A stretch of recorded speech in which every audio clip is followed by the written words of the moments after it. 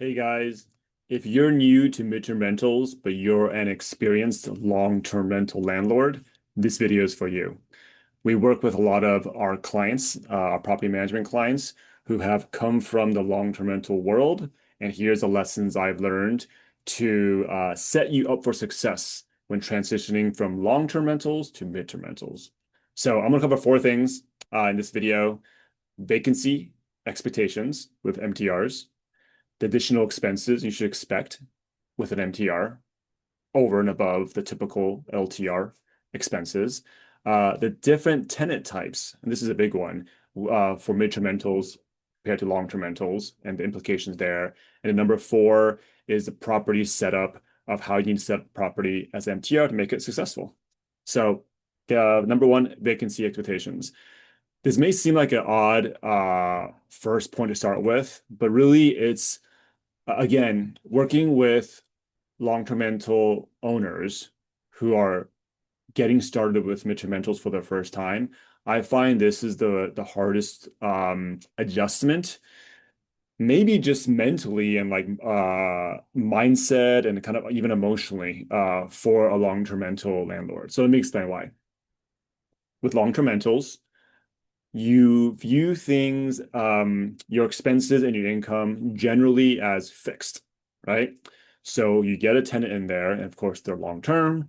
So you expect, as a long-term rental owner, you're used to my expenses are this much every month. My rent, my income is this much every month, right? It's steady. With midterm rentals, the income, your expenses, certain expenses, of course, like your mortgage, PITI, tax, insurance, will be the same, right? There are some expenses that vary, like utilities, which we'll talk about later. But your income, if you put it on a graph, it's going up and down, right? So I always tell our clients who are experienced with long-term rentals is view your income as an annual overall, your annual total versus monthly. Because you might have a great annual total, but if you look at monthly, you might have some months where you make a lot, some months might be zero, it might be vacant, right, between MTR stays. And that could be hard for some owners, some uh, rental property owners, that irregularity. I think this is very similar to if you are investing in like the stock market, someone who's watching their stock prices every day up and down. That generally is not recommended, by people in that space because it really plays with your emotions and people make the mistake of like selling high, or sorry, selling low, buying high, right? Because their feelings are involved, as opposed to you just kind of leave it alone and then over years and years it grows, right?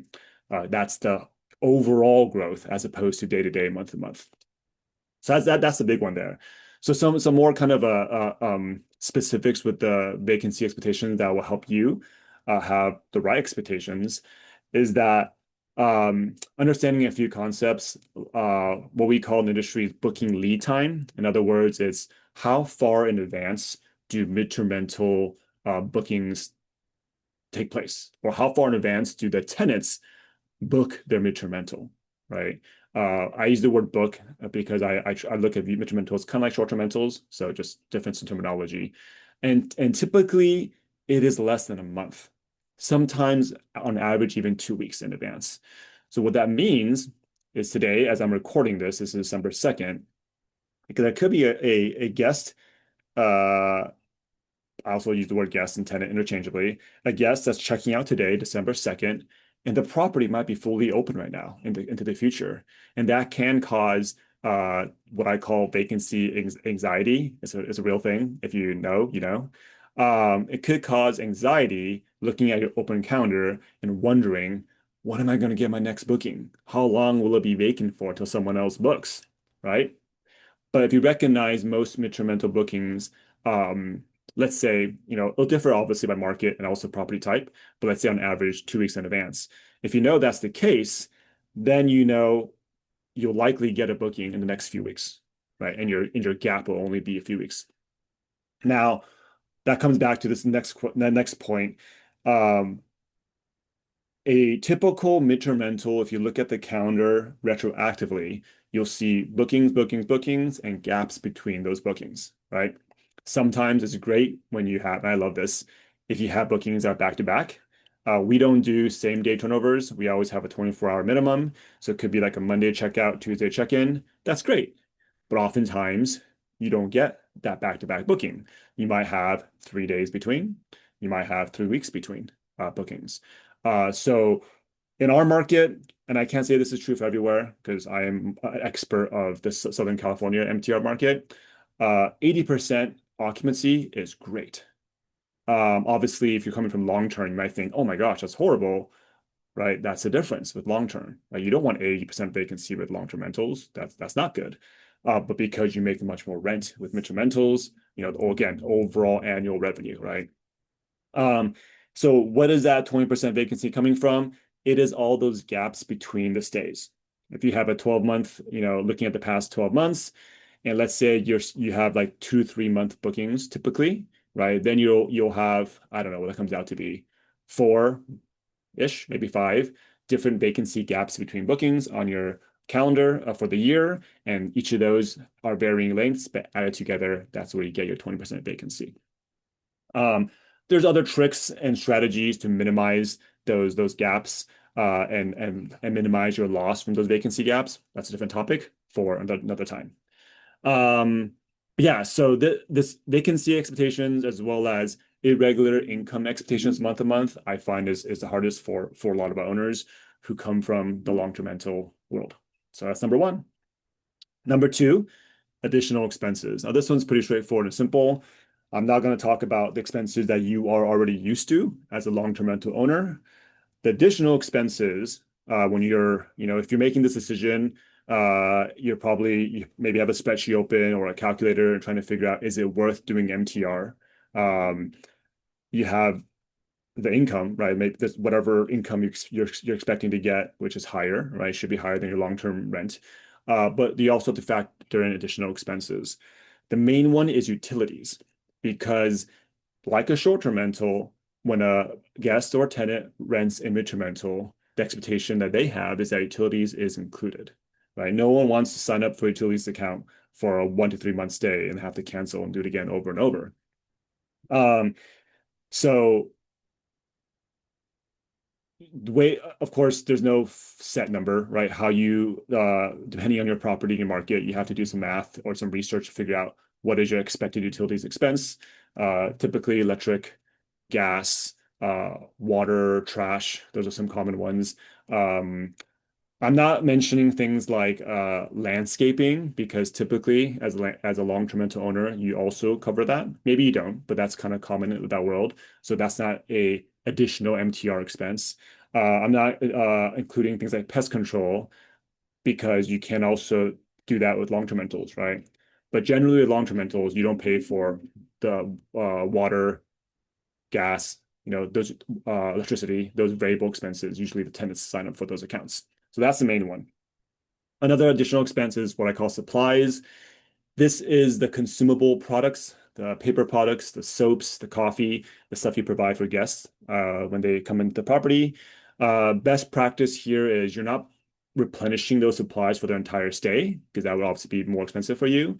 And that's not generally expected of MTR tenants. If you do that, you are going above and beyond, and that could be a way to stand out with your midterm rental listing. But generally, what we do, we provide enough for the first few days for someone to arrive and settle in. My goal is if I'm thinking about my customer, I don't want them to, maybe they're driving in or they're flying to town. I don't want them to have to arrive at the home and go grocery shopping the very first day to get all those supplies, right? If you arrive at the property and you have to use the bathroom and there's no toilet paper and soap, it's like, oh my gosh, right? So it just helps them settle in and then they could go do shopping during the rest of their stay for replenishing those supplies. So it's a relatively small cost because you're only providing a certain amount to start their stay. And then the third general category for additional expenses above long-term rental expenses is the furnishing and household items, right? Well, number one, you need to set it up, right? That's of course additional expense.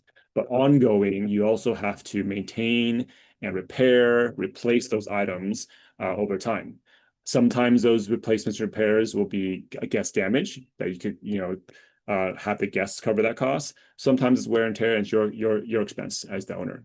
So three general categories of additional expenses: utilities, supplies, and maintaining, replacing the furniture and household items. When I say household items, pots and pans, dishware, stuff like that. So that's the second, category here of what to expect with MTRs if you're coming from the LTR world. Number three, we're talking about tenant types. Like any business, and I say this a lot to people, who I'm helping get started with MTRs, is you have to know your customer. Like any business, any industry, if you don't know who you're selling to, what they want, what their needs are, right? How do you provide that for them? So the tenant types helps us understand how to set up the property, right? When you talk about like bed sizes, amenities, what the property needs, it helps us determine where to market, right? Where are these people looking for a property to rent? It helps us even think about screening, knowing who they are, what kind of screening you need, or maybe you don't need, right? There's such thing as doing too much screening if it's not necessary. So I'm not going to get into the whole deep dive of all the tenant types, but the MTR tenants, this is my professional informed opinion, and I think this is true objectively as well, um, that MTR tenants, assuming you're screening for the right ones, are better quality than the average long-term rental tenant. When I say quality, I mean the problems it might cause for you, the risk of non-payment, the risk which might lead to evictions, squatting, stuff like that. And the main reason, if I had to sum up to one thing, is because the MTR tenants that we rent to, that you should be renting to, are people who want to leave and go home when their stay is done. So I'll give you just two examples to illustrate that. The insurance booking, which you might have heard about, it's very kind of a popular topic, is someone whose home is damaged. Their insurance pays for alternative living in another property while their home is being fixed, right? That person, when their home is being fixed, they want to go back home, right? They're not going to keep staying in this property, especially because insurance is paying for it. Insurance will stop paying for it. And they want to go back to their home. They're local. They're more comfortable in their own home. They're eager to go back home. Other example is the corporate booking or someone traveling for work. Uh, they want to go home back to their family, to their friends, to their community, right? When they're done with their job in your town. So that's, the main reason I would say tenant quality is better. So when it comes to screening, like thinking about this, and it's not that you can't do all this typical screening that you're used to with long-term rental tenants, application, income requirements, sometimes people do like three times the rent, income, background check, the credit check, criminal history check, all that.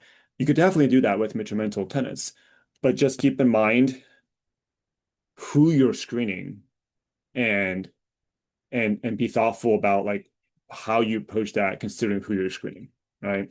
Um, yeah. There's a caveat here with like Airbnb. A lot of people are not comfortable with Airbnb MTR bookings because you can't do all this screening. Again, not to get too off the main road here. I'm comfortable with it for some of these reasons I just mentioned, where we're not doing all these traditional background check screening kind of things with an Airbnb guest. So we it works for us, and we have reasons for that. Um, and the last part here about tenants is the tenant expectations, and this leads really well into the last point, which is how to separate property. What does your customer want in the home, right? Um, I mentioned earlier with utilities, right? Tenants expect utilities to be included. The rent is inclusive of utilities. It doesn't mean you can't have stuff like caps, like different topic again, but you can have some controls like they can't go over a certain amount of utility usage, but in general, utilities is included. Of course, tenants expect a fully furnished home, but not just furniture. A lot of MTRs I've seen that are not successful, they got the bare bones furniture, right? There's a bed, living room has a sofa, dining area has a table with chairs, right? Um, but there's some other stuff like, thinking about if you were living in a home for a few months, A nightstand's nice, a dresser is nice, right? Some coffee table end tables in the living room is nice. But it's not just furniture, it's all the household items, like a fully stocked kitchen. Compared to, we'll say, short-term rentals, which is, obviously different kind of industry, mid-term rental guests are more likely to cook, right? Kind of makes sense if you think about it. They're living in a home longer. They're not going to eat out for 3 months. So the fully stocked kitchen is even more important for an MTR than an STR. So those are some of the expectations there of what a tenant is looking for. Comfort and convenience is much more important for MTR than design, than like fun amenities like games, because again, they're not there for leisure, they're not there for traveling. While they're living in your home, they are probably going to work, going to school still, coming home, relaxing, having a meal with the family. So the kitchen being usable, comfortable couch to relax on, comfortable beds, that's what matters more for MTR. So this is a great transition into number four, expectation, the fourth expectation for you as a long-term rental owner transitioning to mid-term rentals is how to set up a property. Now, this could be a whole video in itself, of course, so I'll keep it brief. Furnishing, we talked about briefly. There is the question of quality, right? Generally, my advice is if you think about the mid-level or like high-end upscale furniture, just make it match the property. If your property is really high-end and that's who you expect to rent to, then the people that you expect to pay that much to rent your property, they're expecting a certain level of furniture, right? A $3 million house, that you're renting to like a C-suite executive and his family, his or her family, and you have IKEA furniture in there, that's going to be very jarring for their experience. But at the same time, if you have a really standard home, having high-end furniture in that home is probably not going to help you make more money. So why spend that money on that furniture, right? So that just very briefly, furniture quality. Um, Important amenities, I touched on it already as far as what matters the most, the comfort and convenience. Um, there are additionally, I would add, if whenever it's possible, meaning there's space in the home, have a desk with a desk chair is a big plus. Ideally, it is in a bedroom, so the door could be closed while someone's working. If you really can't fit it in a bedroom, even having it in a common space is still beneficial. Uh, why? Because many people now have the option to work remotely. So when they do travel, even if they're like a hybrid, right? They go in the office and then they work remotely part-time. They want to have that space, right? So you're not stuck on the couch with a laptop or the dining table. Um, yeah, and then it just attracts, certain tenants who prefer that. If you have a property that's a 3 bedroom or larger, think about families. Very often, if you just think about like of all, I don't know if there's data on this, but of all the 3 bedroom homes in the US, right? Let's look at look at it that way. What percentage of those homes have children in them? If I were to guess, probably like 80, 90% of them, right? So if there's an insurance booking, for example, a home is damaged in your neighborhood, most likely it's a 3 bedroom and they want your 3 bedroom, most likely it's a family. So you have to think about from the parent's perspective, what makes the property comfortable for a parent and their kids. Something like a backyard is great, fully fenced. So I have kids. If I rent a property and I know I can let my kids in the backyard go play without me constantly watching them, knowing that's fully fenced and that no one can come in and they can't go out, big plus, right? Another benefit there is pets. If you're pet friendly and someone has dogs, that fully fenced for the same reason that the fully fenced backyard is great for dogs. So those are kind of some of the amenities that I would say are the most important that I've covered. Um, the question of decor, I mentioned earlier that compared to short-term rentals, this design and good decor element is not as important, but it should be comfortable, right? So I've seen so many listings where there's just furniture but zero decor, and those photos just don't look attractive. And oftentimes people are booking your midterm rental based on your listing and the photos, right? So having those good photos, which we'll talk about next, is very important. Good photos is not just about the photographer, it's about the actual property itself, right? You can have a great photographer, but a empty property, right, with no decor, that's not going to help. So minimal decor, and really decor is